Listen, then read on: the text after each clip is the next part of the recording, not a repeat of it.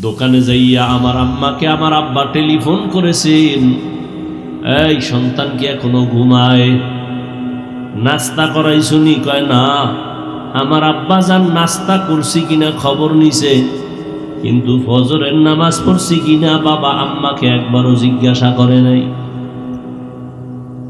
অনেক মা রমাজানে সন্তানের উঠাইতে চায় রোজা রাখার জন্য, বাবা বাধা দেয়, বলে এই বয়সে রোজা রাখলে শরীর নষ্ট হয়ে যাবে। ওই বাবারে পাইলে একটু জিজ্ঞাসা করতাম গলা দইরা, এই কপাল পরা বাবা, নিমক হারাম বাবা, তোমার সন্তান রোজা রাখলে তোমার সন্তানের চেহারাটা নষ্ট হয়ে যাবে, বলো মোবাইল চালাইয়া যে চেহারা নষ্ট করলো, এই চেহারা ভালো করবে তোমার কোন বাবায়? মোবাইল চালাইয়া নষ্ট করছে চেহারা, এতে দুঃখ নাই বাবা, রোজা রাখলে চেহারা নষ্ট হবে, এই দুঃখ বাবা। আল্লাহ হেদায়াত দান করুন। ভাইরা আমার, কিয়ামতের দিন হিসাবের কাঠগড়ায় দাঁড়ায় সব জবাব দিতে হবে।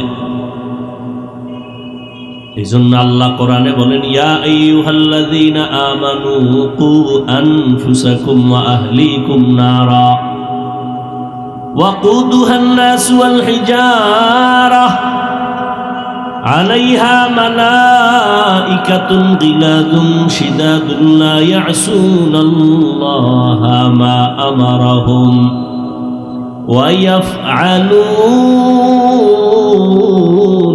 মা ইউমারুন।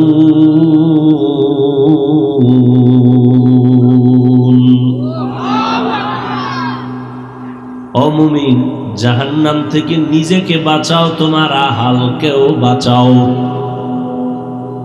ও মা বাবা, জাহান্নামের আগুন থেকে নিজেকে আগে বাঁচাবেন, তারপরে সন্তান আপনারা হালকে বাঁচাবেন।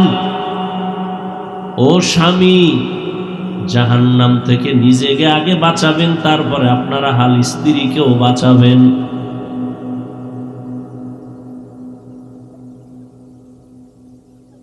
শিক্ষক, আপনি জাহান্নামের আগুন থেকে নিজেকে আগে বাঁচাবেন, তারপরে ছাত্রদেরও বাঁচাবেন। ইমাম ও খতিব জাহান্নামের বাঁচাবেন, আপনার আহাল মুসল্লিদেরকেও বাঁচানোর চেষ্টা করবেন। আল্লাহ আয়াতে বলেছেন, ইয়া আইয়ুহাল্লাযীনা আমানুত্তাকুল্লাহা হাক্কা তুকাতিহ।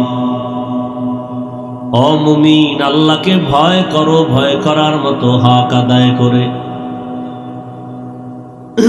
সাহাবায়ে কেরাম এই বাণী শুইনা পেরেশান হয়ে গেলেন। আল্লাহ যত বড়, ওই পরিমাণ হক আদায় করে ভয় করা কারো দ্বারা সম্ভব না। নবীজির কাছে বললেন, রহমতের নবী বললেন, ঠিকই তো সম্ভব না। নবীও পেরেশান হয়ে গেলেন।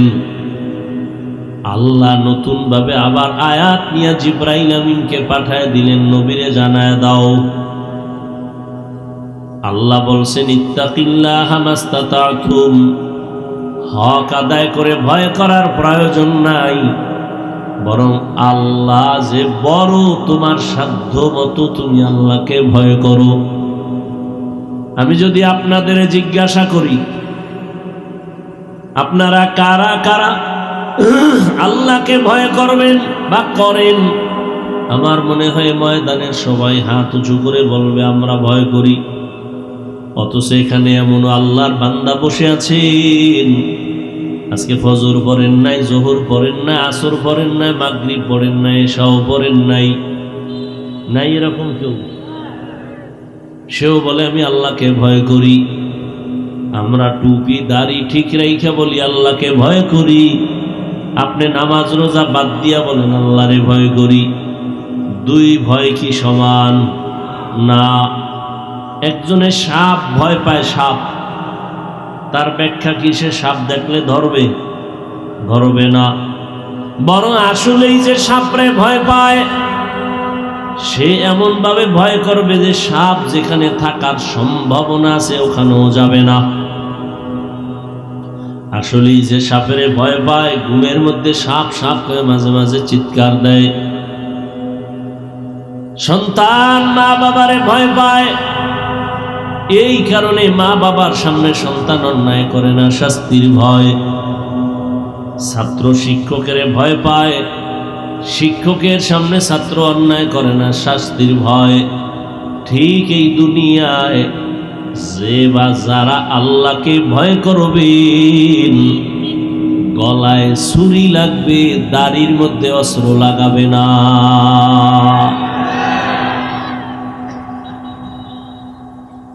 কখনো দাড়ির মধ্যে অস্ত্র লাগাবে না।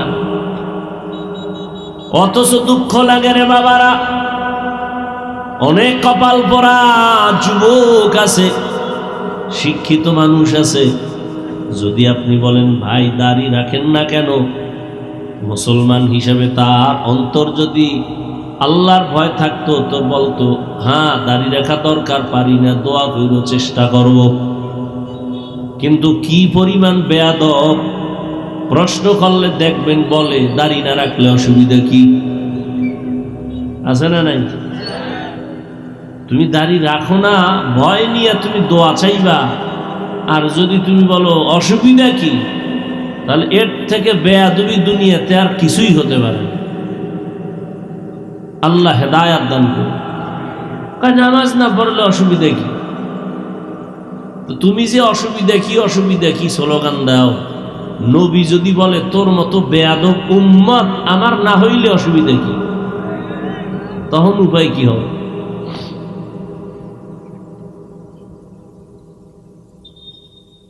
অথচ একজনের ঘটনা আমি দেখছি, দাড়ির উপর এত গুরুত্ব। এক আল্লাহর প্রিয় বান্দা মদিনাতুল মুনাওয়ারায় আছেন, তাকে জিজ্ঞাসা করা হলো নবী তো দাড়ির গুরুত্ব দিয়া গেছেন, দাড়িবিহীন লোকটা যখন মদিনায় এসে নবীরে সালাম দেন, নবী জবাব দেন কিনা? আল্লাহর বান্দা বড় আলেম বড় বুজুর্গ বলেন রহমতের নবী এই ব্যক্তির সালামের জবাব দেয় না। কারণ যারা দাড়ি কাটে বা ছাটে 24টা ঘন্টার সেকেন্ডে অল টাইম কবিরা গুনাহ লেখা হয়। ও ঘুমায় থাকলেও কবিরা গুনাহ লিখতে থাকে ফেরেশতারা। যতদিন পর্যন্ত তওবা না করবে ততদিন পর্যন্ত অনবরত ও গোসল করতে যাবে ওই দাড়ি কাটার গুনাহ লেখা। কয়েকটা গুনাহ আছে এটি তওবার সুইচ দিয়ে বন্ধ না করলে অনবরত গুনাহ লেখাই হয়। এর মধ্যে একটা হলো যারা দাড়ি কাটে ছাটে, আর একটা হইলো এই যে পায়ের টাকনু গিরার নিচে লঙ্গি বা পায়জামা পরে, সব সময় যদি না পড়ে কিন্তু ওই কবিরা গুনাহ লেখাই হবে, অনবরত লিখতেই থাকবে তওবা না করা পর্যন্ত। আল্লাহ হেদায়াত দান করুন। আল্লাহ বলেন আমাকে ভয় কর, তো ভয় করার মানে ভয়ের নাম তাকওয়া। ভয়ের মানে হলো গুনাহ করবে না, আল্লাহর ভয়, আযাবের ভয়, নিজের গুনাহ থেকে বাঁচায় রাখবেন। আল্লাহ এদের জন্য সুসংবাদ দিয়েছেন, যারা আমার ভয়, আযাবের ভয়, গুনাহ থেকে নিজেরে বাঁচাইবে, আমি আল্লাহ তাকে বিনা হিসাবে জান্নাত দিয়ে দিব। ওয়া আম্মা মান খাফা মাকাম রাব্বিহি ওয়া নাহান নাফসা আনিল হাওয়া ফাইন্নাল জান্নাতা হিয়াল মাওয়া।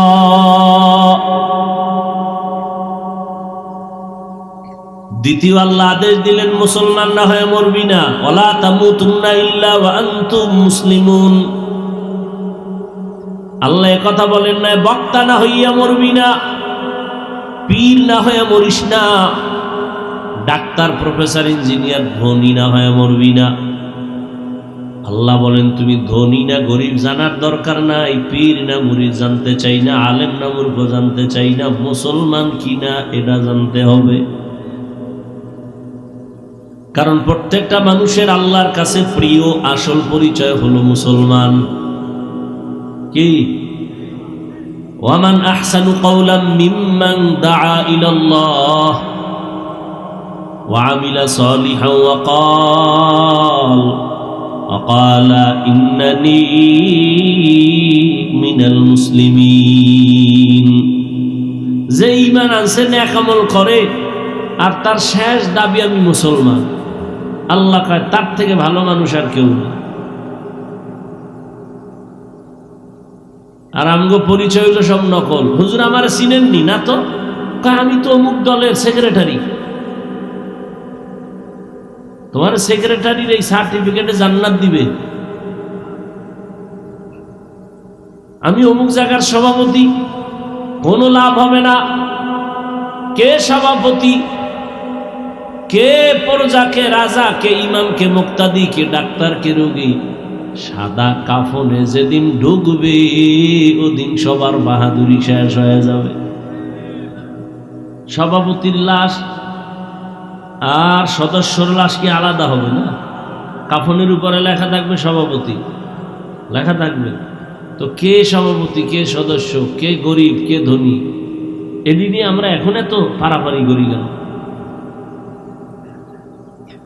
মুসলমান না হইয়া মরিও না। এখন প্রশ্ন হলো, এখানে আমরা যারা সবাই তো মুসলমান। না না, তুমি দাবি করো মুসলমান, আসলে এখনো খাঁটি মুসলমান হতে পারো নাই। মুসলমান কারে বলে? ইসলাম শব্দ থেকে মুসলিম, সেখান থেকে বহু বচন মুসলমান। ইসলাম শব্দের অর্থ হলো আনুগত্য করা। কি অর্থ? আনুগত্য করা। যে আনুগত্য করে তার নাম মুসলিম। যে ব্যক্তি আল্লাহর কাছে নিজের সব কিছু ছাইরা আল্লাহর কথা মানার উপরে আনুগত্য হয়ে যায়, ও আল্লাহ আমার আলাদা কোনো মত নাই, পথ নাই, তোমার দেওয়া পথ আর মতই আমার পথ,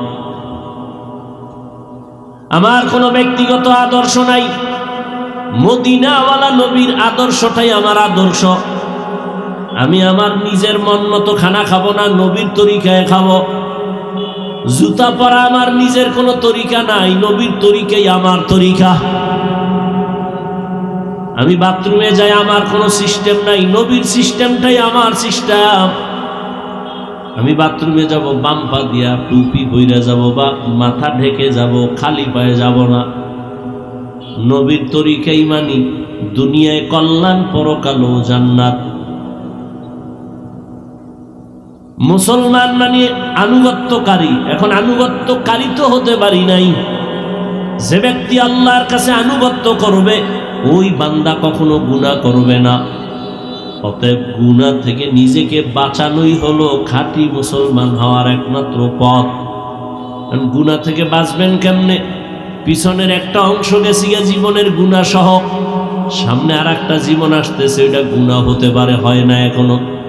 পেছনের যে গুনাহ হয়ে গেল, এখান থেকে পবিত্র হওয়ার একমাত্র মেডিসিন হলো তওবা, ইস্তেগফার। সামনের জীবনে যেন আমার দ্বারা কোনো গুনাহ না হয়, হাতের গুনাহ, চোখের গুনাহ, পায়ের গুনাহ, অন্তরের গুনাহ, সেজন্য আলাদা আর একটা মেডিসিন লাগবে, ওটার নাম তাকওয়া, আল্লাহর ভয়। আর এই দোনোটা যদি বান্দা নিজের মধ্যে নিতে হয়, এই দুনিয়ায় বর্তমানে আল্লাহর খাস উলামায়ে কেরাম যারা আল্লাহওয়ালা, যারা তাদের নেক নজর ছাড়া সম্ভব হবে না। তাহলে হাত কিয়ামতের দিন আল্লাহর কাছে বলবে, আল্লাহ হাত দিয়ে আঙ্গুল টেনে টেনে কোরআন পড়বে, পড়ে নাই। এই হাত দিয়া তোমার কাছে চাইবে, চায় নাই। এই হাত দিয়া মা বাবার খেদমত করবে, করে নাই। বরং আঙ্গুল দিয়া ফেসবুকে আলেমের বিরুদ্ধে, কোরআনের বিরুদ্ধে, দ্বীনের বিরুদ্ধে, ইসলামের বিরুদ্ধে লেখালেখি করত। এরকম বেয়াদব নাই? চোখ আল্লাহর কাছে বলবে, আয় আল্লাহ, তুমি যা দেখতে বলেছো দেখো নাই। এই চোখ দিয়া মা বাবা দেখবে সওয়াব, এই চক্ষু দিয়া আলেম দেখবে সওয়াব। এই চক্ষু দ্বারা বান্দা কোরআন শরীফ তাকায় তাকায় দেখবে সওয়াব। এই চোখ দিয়া বাইতুল্লাহ তাকায় তাকায় দেখবে সওয়াব। মা বাবারও মোহব্বতে দেখে নাই, আলেমরেও দেখে নাই, কোরআন দেখে নাই, কাবা দেখে নাই, বরং দরওয়াজা জানালা বন্ধ করে সারাটা রাত মোবাইলটা সামনে নিয়ে কবিরা গুনাহ কবিরা গুনাহ কবিরা গুনাহ করে করে দেখে দেখে রাত কাটাইছে। সারা রাত এই মোবাইল। আল্লাহ যদি মোবাইলের কারণে 50,000 মানুষকে ঠাডা দিয়ে মারে, এরপরে জাতি মোবাইল ছাড়বে। মরছে তো কয়েকটা, মোবাইল ব্রাস্ট হয়ে গেছে, মরে গেছে, এরপরও কি মোবাইল ছাড়ছে? এই জাতির কপাল বড় খারাপ হয়ে গেছে। মা ছাড়বে, বাবা ছাড়বে, দুনিয়া ছাড়বে, মোবাইল ছাড়বে না। এই যে আমি বলতেছি, প্রয়োজনে বলবে বক্তা বাদ দাও, আমাকে মোবাইলের আকাম বাদ দেওয়া যাবে না। কি বাহাদুরের মতো আপনারা বসে আছেন মোবাইলওয়ালারা, না? অথচ একবারও কি এই যুবক চিন্তা করছো তোর চেহারার মধ্যে কোনো নূর নাই? একবারও ভাবছো? তুমি তো ভাবতেছো তোমাকে খুব প্রিন্স লাগে, না? তোমার অনুমানের চেয়েও খারাপ লাগে। তোমার খবর আছে? সারা রাত্র কবিরা গুনাহ করছো না? কেউ দেখে নাই, কে দেখছেন? সারা রাত তুই মোবাইলে গুনাহ করছো, কেউ দেখে নাই, তোর মাও দেখে নাই। ওই গুনাহ করার আসর চেহারার মধ্যে উঠে পড়ছে। চেহারার মধ্যে আলো নাই, উজ্জ্বলতা নাই, মায়া নাই। একটা যুবকের চেহারা দিয়ে তাকাইলে তো মায়া আসবে। তোমার চেহারা কুৎসিত কেন? মায়া আসে না কেন তাকাইলে? তোমার চেহারার নূর কোথায়? শুধু কি তাই, এই মোবাইলের কারণে তোমার কিডনি ড্যামেজ হয়ে গেছে, তোমার খবর আছে? এই মোবাইল দেখার কারণে তোমার চোখের পাওয়ার কমতেছে, তোমার খবর আছে? আমি যা বলতেছি কি হাসির কথা বলতেছি? তো বেলাজার মতো হাসো কেন?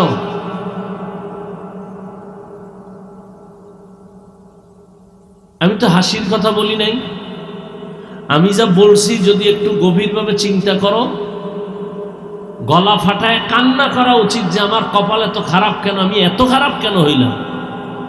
এই মোবাইল দেখার কারণে তোমার হার্ট দুর্বল হয়ে গেছে, ব্রেন দুর্বল, কানের পাওয়ার দুর্বল, ঈমান আমল তো নাই, ওই চরিত্র শেষ।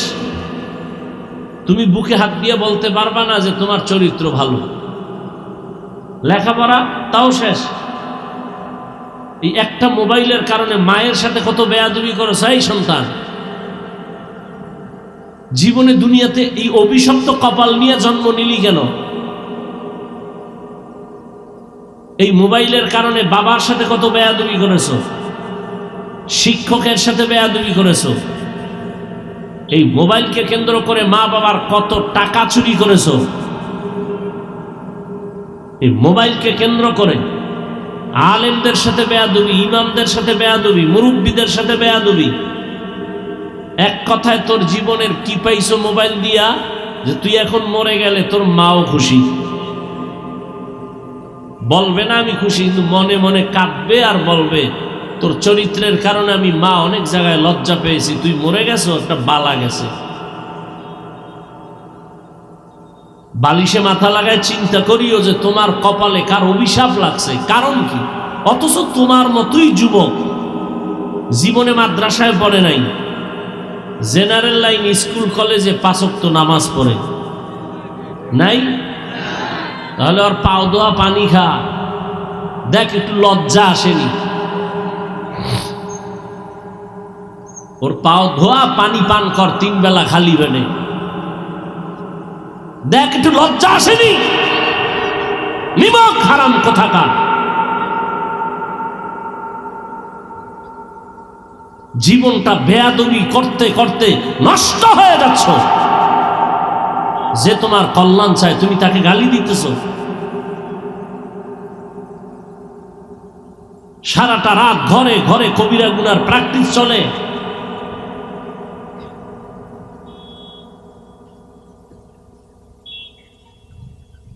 কত প্রাণ চলে গেছে, তাজা তাজা প্রাণ, শুধু এই মোবাইল কেন্দ্র করে। বেঁচে থেকে লাভ কি?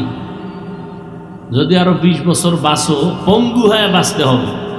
কারণ হাতের পাওয়ার থাকবে না, চোখের পাওয়ার নাই, কানের পাওয়ার নাই, হার্ট নাই, কিডনি নাই, তো বিছানায় শুয়ে শুয়ে কানতে হবে, আর কোনো উপায় নাই তো। কিছু যুবকেরা মোবাইল মোবাইল করে ল্যাংটা পাগল হয়ে গেছে রাস্তায়, খবর জানো? খবর জানো না? না, মোবাইল চালাইতে চালাইতে চালাইতে, গেমস খেলতে খেলতে এখন রাস্তায় অর্ধুলাঙ্গ পাগল, ল্যাংটা ঘুরে।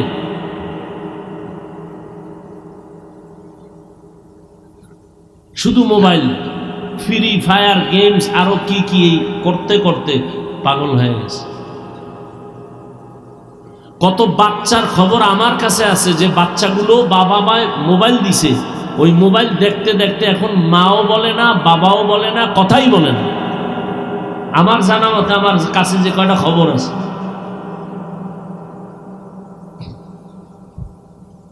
আল্লাহ সব ভাইকে হেদায়াত দান করুন। মসজিদে গেলে সেখানে এই মোবাইলের ঝামেলা, ওয়াজের প্যান্ডেলে বসবো, কথা বলবো, এই মোবাইল।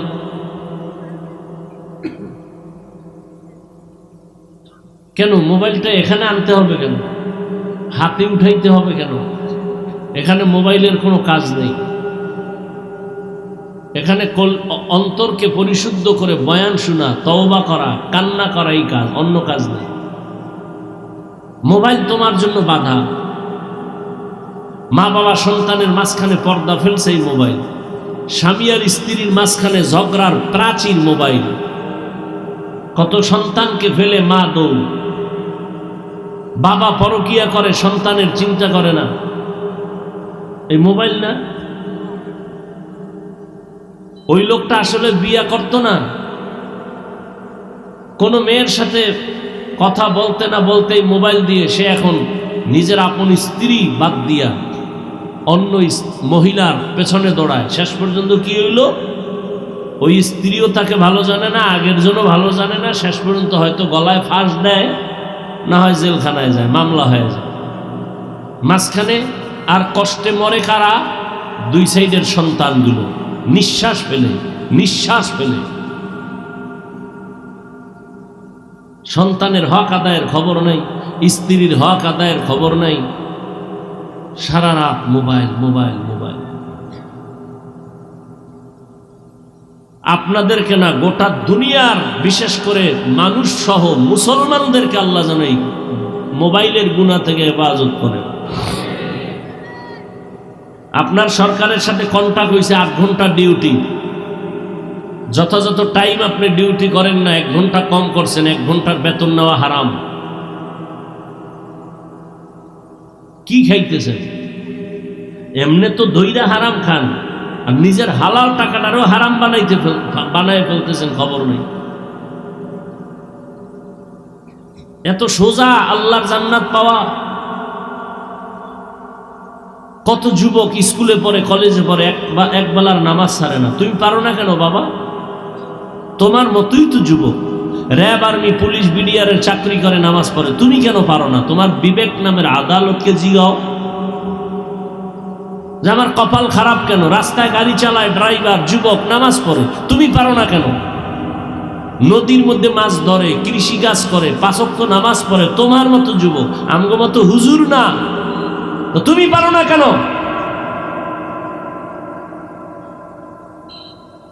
আর কোনো তোমার জন্য ওয়াজ নাই, এটা আসল ওয়াজ। একটাই ওয়াজ, যে আমার লাইনের যুবক যদি স্কুল কলেজে থেকেও নামাজ পড়ে, আমি কেন পারি না? এটা তোমার জীবনের বড় ওয়াজ, আর কোনো ওয়াজ নেই।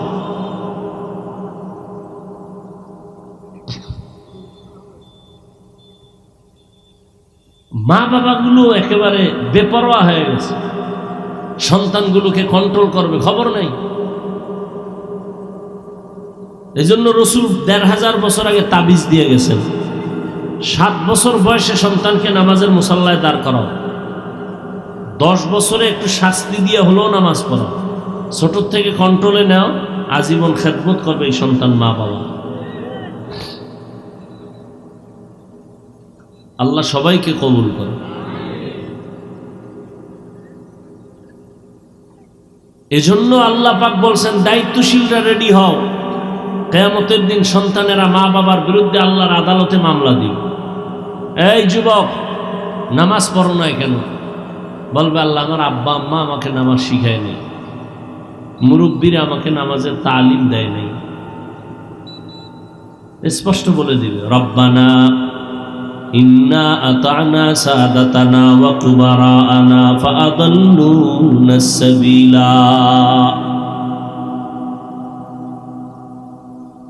আমার রব, আমার মুরব্বী যারা অভিভাবক আমাকে নামাজের দাওয়াত দেয় নাই, আমাকে রোজার দাওয়াত দেয় নাই। দোকানে যাইয়া আমার আম্মাকে আমার আব্বা টেলিফোন করেছেন, এই সন্তান কি এখনো ঘুমায়, নাস্তা করাইছুনি? কয় না, আমার আব্বা যান নাস্তা করছি কিনা খবর নিছে, কিন্তু ফজরের নামাজ পড়ছি কিনা বাবা আম্মাকে একবারও জিজ্ঞাসা করে নাই। অনেক মা রমাজানে সন্তানেরে উঠাইতে চায় রোজা রাখার জন্য, বাবা বাধা দেয়, বলে এই বয়সে রোজা রাখলে শরীর নষ্ট হয়ে যাবে।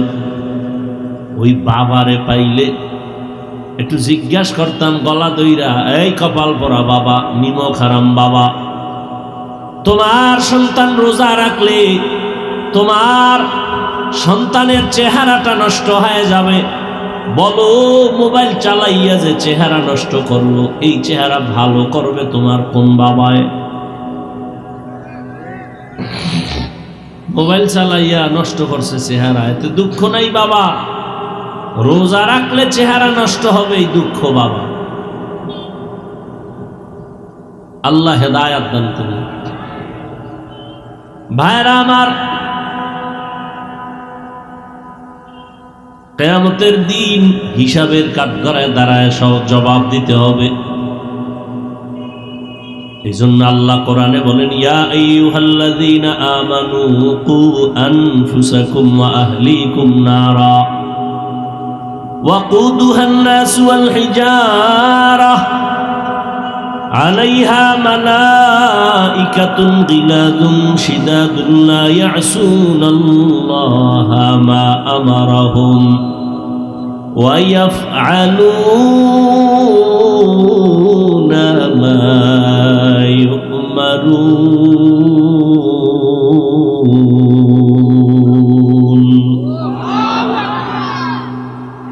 ও মুমিন, জাহান্নাম থেকে নিজেকে বাঁচাও, তোমার আহালকেও বাঁচাও।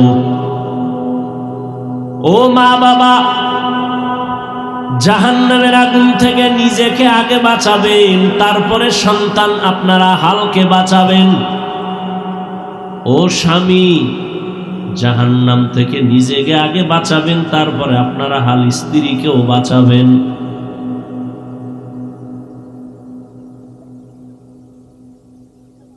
শিক্ষক, আপনি জাহান্নামের আগুন থেকে নিজেকে আগে বাঁচাবেন, তারপরে ছাত্রদেরও বাঁচাবেন। ইমাম ও খতিব জাহান্নামের বাঁচাবেন, আপনার আহাল মুসল্লিদেরকেও বাঁচানোর চেষ্টা করবেন। আল্লাহ আয়াতে বলেছেন, ইয়া আইয়ুহাল্লাযীনা আমানুত্তাকুল্লাহা হাক্কা তুকাতিহ। ও মুমিন, আল্লাহকে ভয় করো, ভয় করার মতো হক আদায় করে। সাহাবায়ে কেরাম এই বাণী শুইনা পেরেশান হয়ে গেলেন। আল্লাহ যত বড়, ওই পরিমাণ হক আদায় করে ভয় করা কারো দ্বারা সম্ভব না। নবীজির কাছে বললেন, রহমতের নবী বললেন, ঠিকই তো সম্ভব না। নবীও পেরেশান হয়ে গেলেন। আল্লাহ নতুন ভাবে আবার আয়াত নিয়ে জিবরাইল আমিনকে পাঠায় দিলেন, নবীরে জানায় দাও। আল্লাহ বলছেন, ইত্তাকিল্লাহা মাস্তাতাতুম, হক আদায় করে ভয় করার প্রয়োজন নাই, বরং আল্লাহ যে বড়, তোমার সাধ্য মতো তুমি আল্লাহকে ভয় করো। আমি যদি আপনাদের জিজ্ঞাসা করি, আপনারা কারা কারা আল্লাহকে ভয় করবেন বা করেন, আমার মনে হয় ময়দানের সবাই হাত উঁচু করে বলবে আমরা ভয় করি। অথচ এখানে এমন আল্লাহর বান্দা বসে আছেন, আজকে ফজর পড়েন নাই, জোহর পড়েন নাই, আসর পড়েন নাই, মাগরিব পড়েন নাই, এশাও পড়েন নাই, নাই এরকম কেউ? সেও বলে আমি আল্লাহকে ভয় করি। আমরা টুপি দাড়ি ঠিক রাইখা বলি আল্লাহকে ভয় করি। আপনি নামাজ রোজা বাদ দিয়া বলেন আল্লাহরে ভয় করি। দুই ভয় কি সমান? না। একজনের সাপ ভয় পায়, সাপ, তার ব্যাখ্যা কি সে সাপ দেখলে ধরবে? ধরবে না। বরং আসলেই যে সাপরে ভয় পায় সে এমন ভাবে ভয় করবে যে সাপ যেখানে থাকার সম্ভাবনা আছে ওখানেও যাবে না। আসলেই যে সাপের ভয় পায় ঘুমের মধ্যে সাপ সাপ করে মাঝে মাঝে চিৎকার দেয়। সন্তান মা বাবারে ভয় পায়, এই কারণে মা বাবার সামনে সন্তান অন্যায় করে না, শাস্তির ভয়। ছাত্র শিক্ষকের ভয় পায়, শিক্ষকের সামনে ছাত্র অন্যায় করে না, শাস্তির ভয়। ঠিক এই দুনিয়ায় যে বা যারা আল্লাহকে ভয় করবেন গলায় ছুরি লাগবে, দাড়ির মধ্যে অস্ত্র লাগাবে না।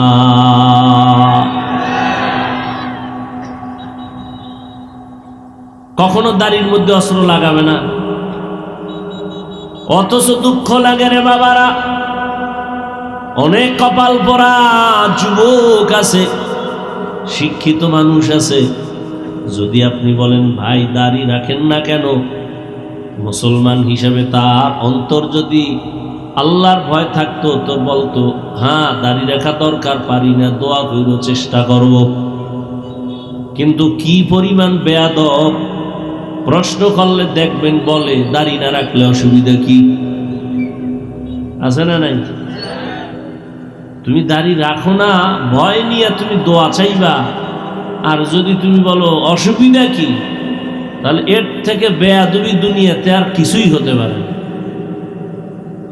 আল্লাহ হেদায়াত দান করে।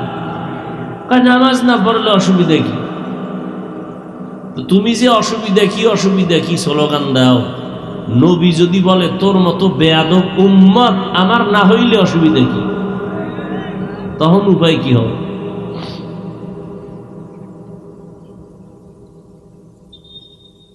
অথচ একজনের ঘটনা আমি দেখছি, দাড়ির উপর এত গুরুত্ব। এক আল্লাহর প্রিয় বান্দা মদিনাতুল মুনাওয়ারায় আছেন, তাকে জিজ্ঞাসা করা হলো নবী তো দাড়ির গুরুত্ব দিয়া গেছেন, দাড়িবিহীন লোকটা যখন মদিনায় এসে নবীরে সালাম দেন, নবী জবাব দেন কিনা? আল্লাহর বান্দা বড় আলেম বড় বুজুর্গ বলেন রহমতের নবী এই ব্যক্তির সালামের জবাব দেয় না। কারণ যারা দাড়ি কাটে বা ছাটে 24টা ঘন্টার সেকেন্ডে অল টাইম কবিরা গুনাহ লেখা হয়। ও ঘুমায় থাকলেও কবিরা গুনাহ লিখতে থাকে ফেরেশতারা। যতদিন পর্যন্ত তওবা না করবে ততদিন পর্যন্ত অনবরত ও গোসল করতে যাবে ওই দাড়ি কাটার গুনাহ লেখা। কয়েকটা গুনাহ আছে এটি তওবার সুইচ দিয়ে বন্ধ না করলে অনবরত গুনাহ লেখাই হয়।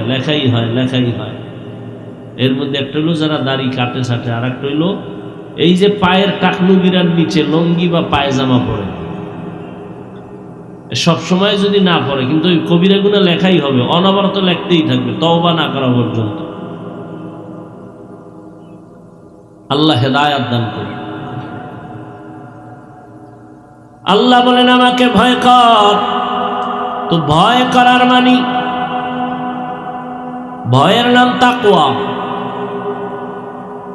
ভয়ের মানে হলো গুনাহ করবে না, আল্লাহর ভয়, আযাবের ভয়, নিজের গুনাহ থেকে বাঁচায় রাখবেন। আল্লাহ এদের জন্য সুসংবাদ দিয়েছেন, যারা আমার ভয়, আযাবের ভয়, গুনাহ থেকে নিজেরে বাঁচাইবে আমি আল্লাহ তাকে বিনা হিসাবে জান্নাত দিয়ে দিব। ওয়া আম্মা মান খাফা মাকাম রাব্বিহি ওয়া নাহা আন-নাফসা আনিল হাওয়া ফাইন্নাল জান্নাত জান্নাতা হিয়াল মাওয়া।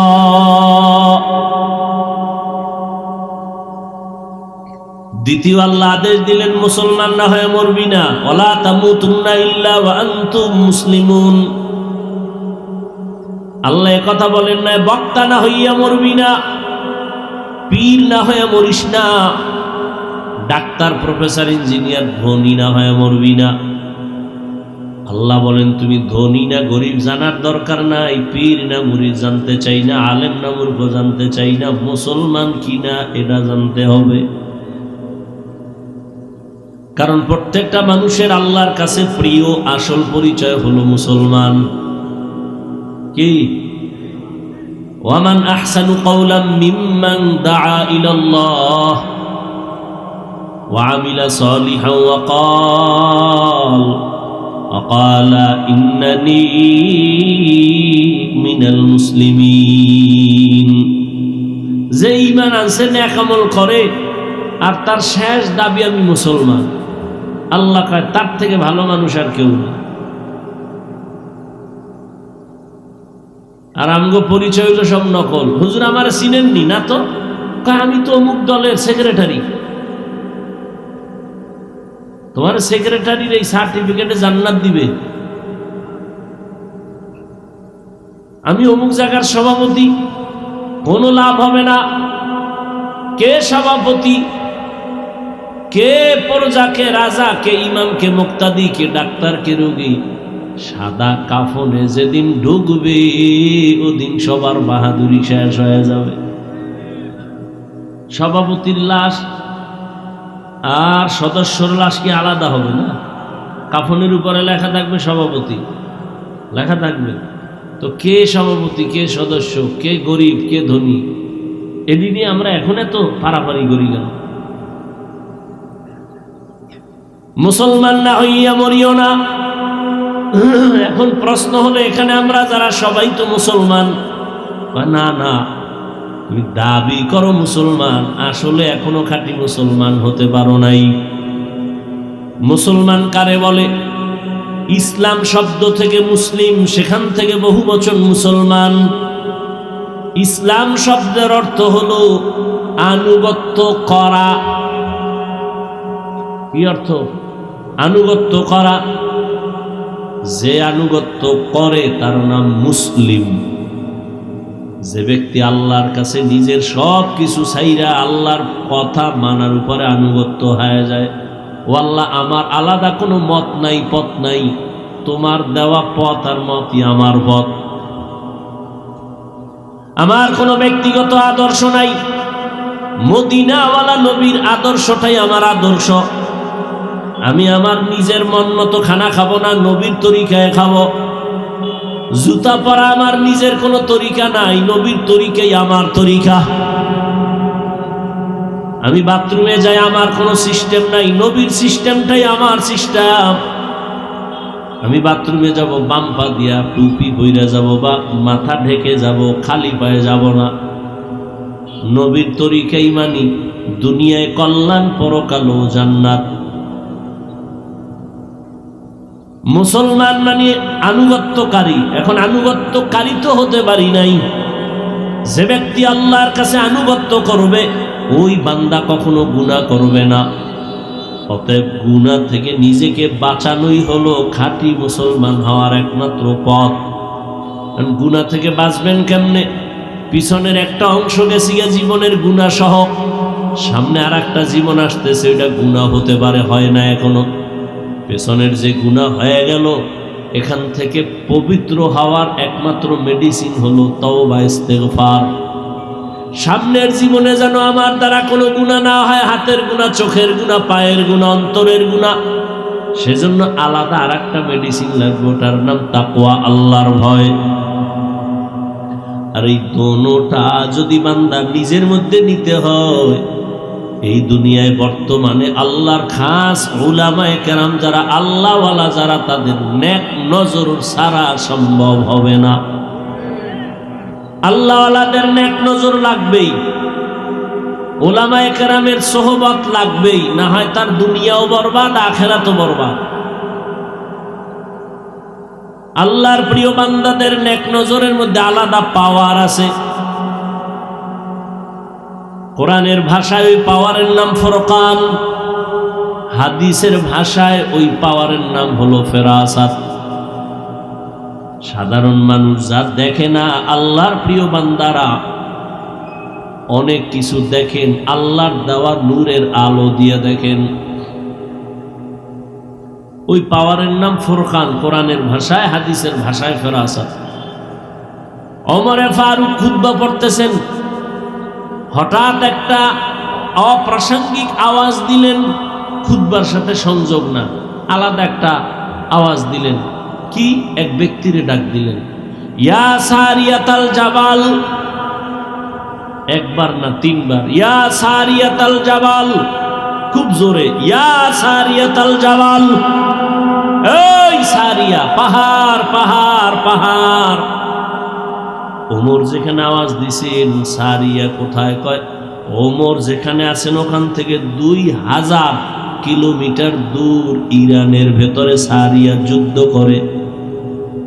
2000 কিলোমিটার দূরে খুতবার মধ্যে ওমর কয় সারিয়া পাহাড়। সারিয়ারে জিজ্ঞাসা করা হলো, ওমরের আওয়াজ শুনছিলা? কাছে বৈশা যেভাবে শোনা যায় ওইভাবেই শুনছি।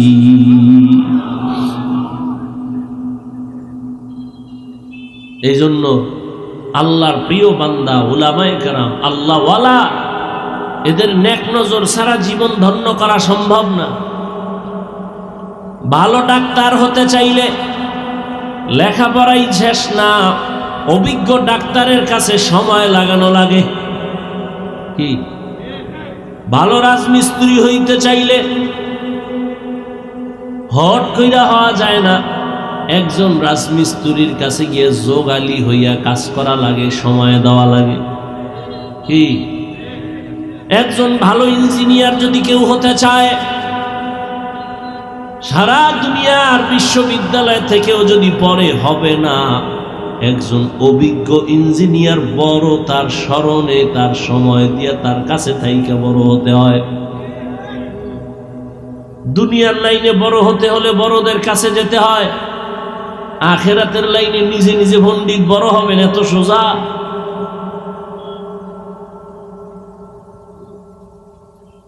ওমরের মতো বান্দা এত বড় কেন, যারে শয়তান দেখলে ভয় পায়? রহমতের নবীর নেক নজর লাগছে, এই জন্য ওমরের দাম বেড়ে গেছে। আল্লাহওয়ালাদের নেক নজর যার মধ্যে লাগবে, সে স্বর্ণের মতো দামি হয়ে যাবে, স্বর্ণের মতো দামি। শোনেন, দুনিয়াওয়ালারা মানুষের সম্মানের চেয়ারে বসাইতে গেলে যোগ্যতা খুঁজে। কি যোগ্যতা আছে চেয়ারে বসার? আর আল্লাহ কয়, আমি যারা চেয়ারে বসাবো আমি যোগ্যতা খুঁজি না, আমি রাস্তার এক রিক্সা ড্রাইভারের ধইরা বসাইয়া যোগ্যতা দিয়ে দিই। তবে আমার নিয়ম হইল এই কলবটা গুণামুক্ত থাকা লাগবে। আমি আল্লাহ ধনী না, আলেম দেখি না, আমি দেখি কলব পরিষ্কার না। যার কলবটা স্বচ্ছ আমি তারে চমকায় দিই, দুনিয়াতেই চমকায় দিই।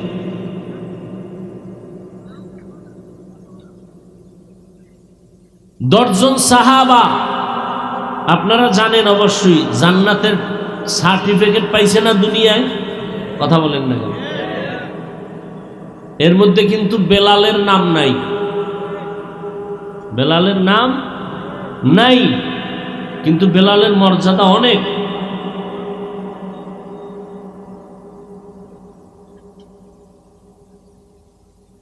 ওই তো আল্লাহ যাকে সম্মান দেন। মক্কার পাশে বৈশা রহমতের নবী কথা বলতেছিলেন। মক্কার বড় বড় লিডার, নবীর উদ্দেশ্য হলো যদি দিনের পথে আসে তো ইসলামের লাভ। নবী এক ধ্যানে তাদের সাথে কথা বলতেছেন, বুঝাইতেছেন। পেছনে একজন লাঠি লইয়া আসছে, এক সাহাবী, অন্ধ, আইসা দেখেন নবী ব্যস্ত, আস্তে হালকা একটা সালাম দিয়া ওই এক কোনায় যায় বয়ে রয়েছে। নবী ওদিকে সালাম শুনছে ঠিক, কিন্তু আর খেয়াল এই মাথাওয়ালা বড় বড় লিডার, আর ওই সাহাবি চুপচাপ বইয়ে রয়েছে, অন্ধ, গরিব, জীর্ণ শীর্ণ চেহারা, পোশাক। আল্লাহ কায় জিব্রাইল কোরআন শরীফের আয়াত লয়ে যাও তো নবীর কাছে।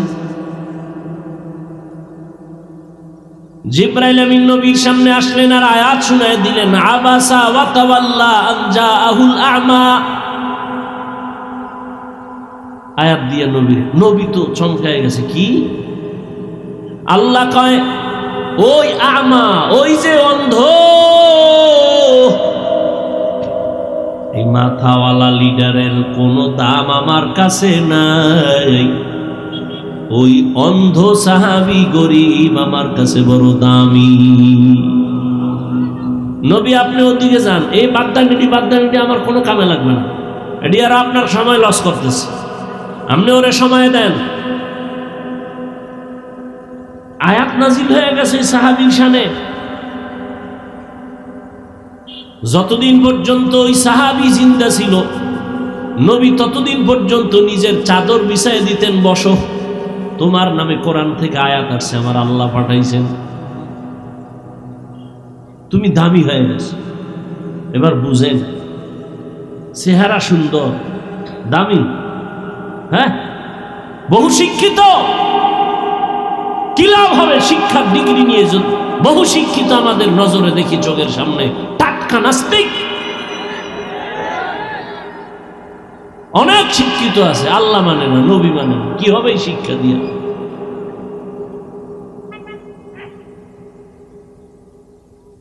মক্কার কাফেরেরা বলতো মুহাম্মদের কাছে যাব, কিন্তু মূর্খ লোক বয়ে রয়েছে, আশেপাশে যাইতে মন চায় না।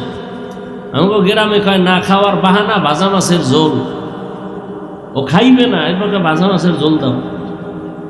ওই বেঈমানের গোষ্ঠী কালেমা পড়বেন, একটা অজুহাত দিল, মুহাম্মদের কাছে মনে চায় যাইতে, কিন্তু মূর্খ লোক পাশে বসা, তো কেমনে যায়? এই বাংলাদেশে ওই বেঈমানদের কিছু অন্তর্পচা মানুষ এখনো আছে এই দুনিয়ায়। কি বলে জানেন? তাবলিগে মূর্খরা যায়, চরমনাই মূর্খরা যায়, আমরা সেখানে যাব কেন? বলে না, বলে না? কত বড় নিকৃষ্ট বেয়াদব!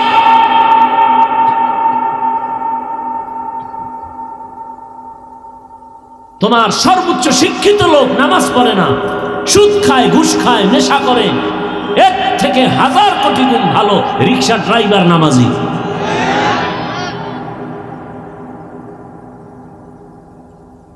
আল্লাহ হেদায়াত দান করুন। ইয়া আইয়ুহাল্লাযীনা আমানুত্তাকুল্লাহা হাক্কা তুকাতিহি ওয়া লা তামুতুন্না ইল্লা ওয়া আনতুম মুসলিমুন। ও আমার কলিজার যুবক, ও পর্দার আড়ালের আম্মা জানেরা, বোনেরা, আমি এতক্ষণ আপনাদেরকে যত কথা শুনাইলাম, একবারও কিন্তু বলি না এই যুবকেরা স্কুলে তালা দিয়া মাদ্রাসায় আয়, আমি পাঁচকল্লি পড়ছি, তুইও পড়, একবারও বলি নাই বাবা।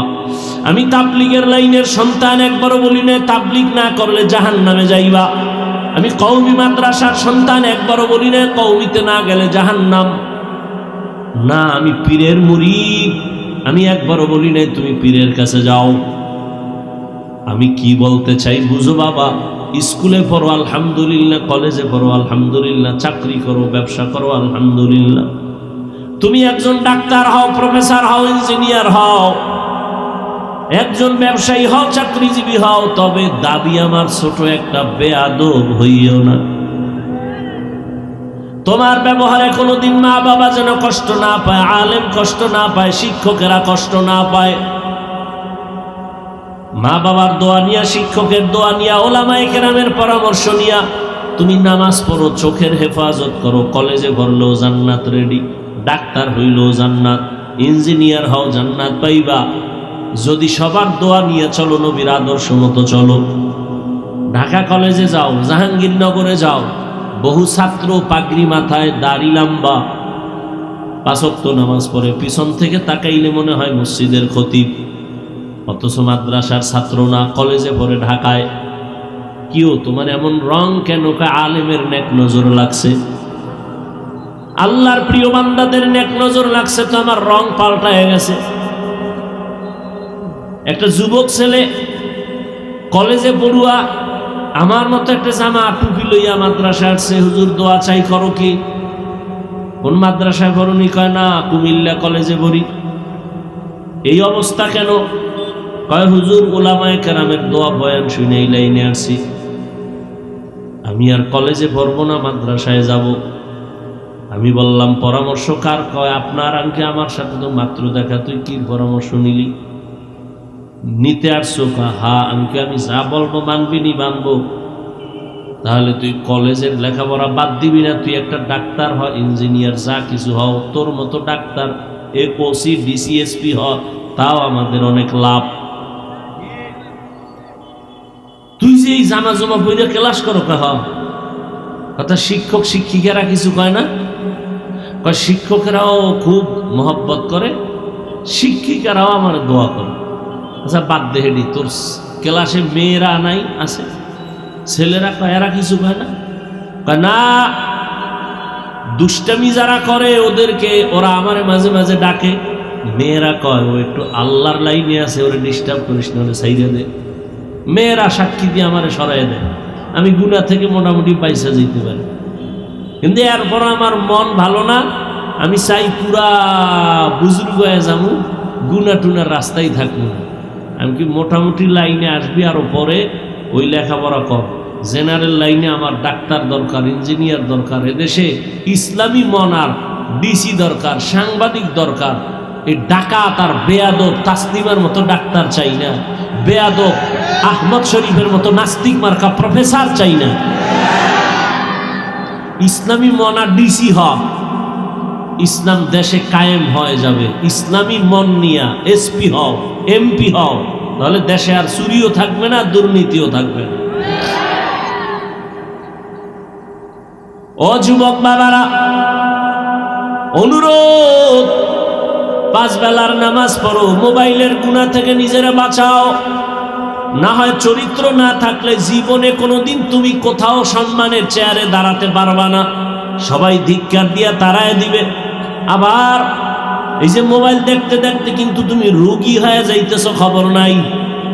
টের পাইবা মেয়াদ যখন শেষ হয়ে যাবে, চোখের পার্সের মেয়াদ থাকবে না, কানের মেয়াদ থাকবে না, জবানের মেয়াদ থাকবে না, হাতের মেয়াদ থাকবে না। মেয়াদ আছে তোর হায়াতের শেষ পর্যন্ত, তুই আগে এটা রেখাইয়া লাইছো, মেয়াদ শেষ, এখন অকেজ হয়ে যাবি। রোগ কিন্তু বাড়তেছে দিন দিন।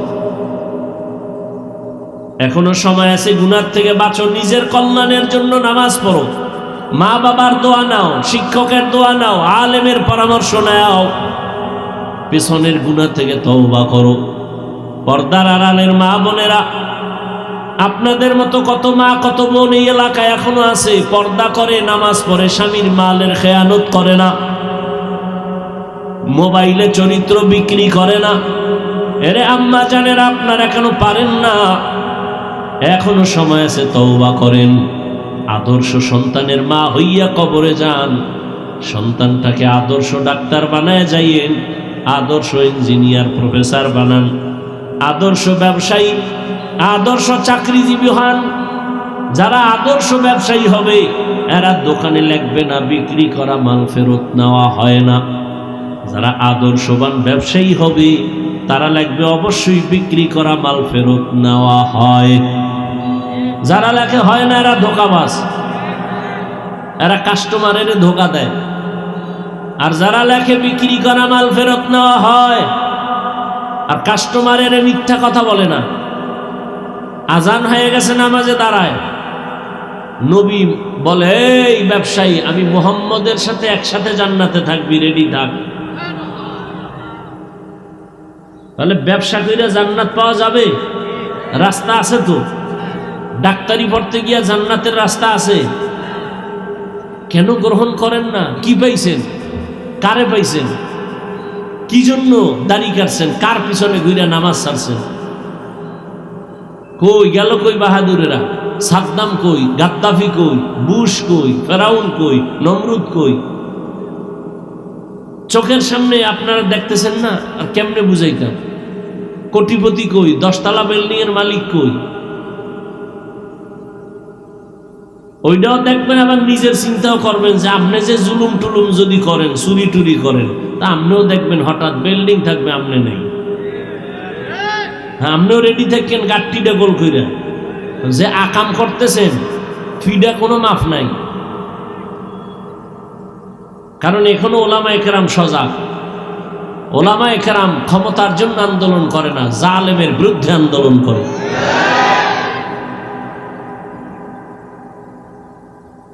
খাঁটি মুসলমান হয়ে যদি মরতে চান, পিছনের গুনাহ থেকে তওবা করে মাফ নেন, সামনে গুনাহ করব না বলে ওয়াদা করেন। নামাজ ছাড়বো না, দাড়ি কাটবো না, বেপরদায় চলবো না, মা বাবার সাথে বেয়াদবি করব না, আলেমদের সাথে বেয়াদবি করব না, শিক্ষকের সাথে করব না, নবীজির আদর্শ নিয়ে চলবো। এই তওবা করে প্রতিজ্ঞা হন, জীবন যা কার থাক, নামাজ আর ছাড়বো, বেপরদায় চলবো, দাড়ি আর কাটবো। কারা কারা রাজি? আল্লাহ সবাইকে কবুল করেন।